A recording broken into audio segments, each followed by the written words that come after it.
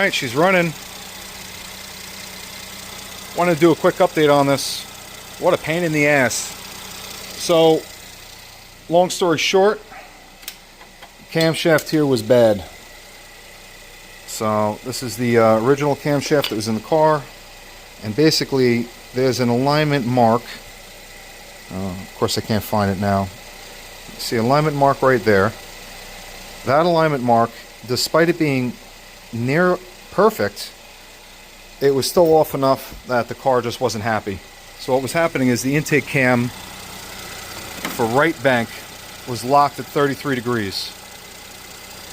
Now, that's because of the phaser failing. When the phaser failed, it knocked the push-on sensor wheel out of alignment, and that's what caused this whole cascading effect.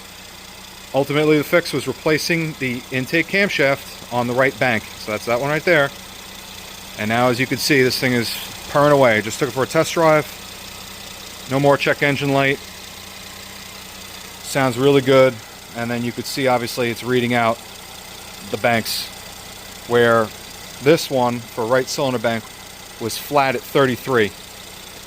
Interestingly enough, scoping out the sensor, it looked like a static waveform as well. So kind of peculiar. It's almost like the ECU locks the voltage. I don't know how, but it locks it at 33 degrees. So even scoping it, you would expect it to be moving around, but it stays static. When I did it on the other side, it was moving around, as you would expect with the timing. So I think maybe it's somehow it's locked and then it shuts off the camshaft magnet, the phaser magnet. I don't know. Somehow it locks it at 33 degrees. So that's your failure mode.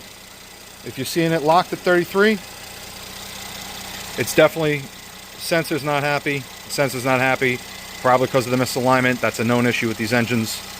But hey, now it's fixed, so I could get to finally enjoy this thing after 3 months of working on it. Alright, well, that's it. I'll upload this momentarily.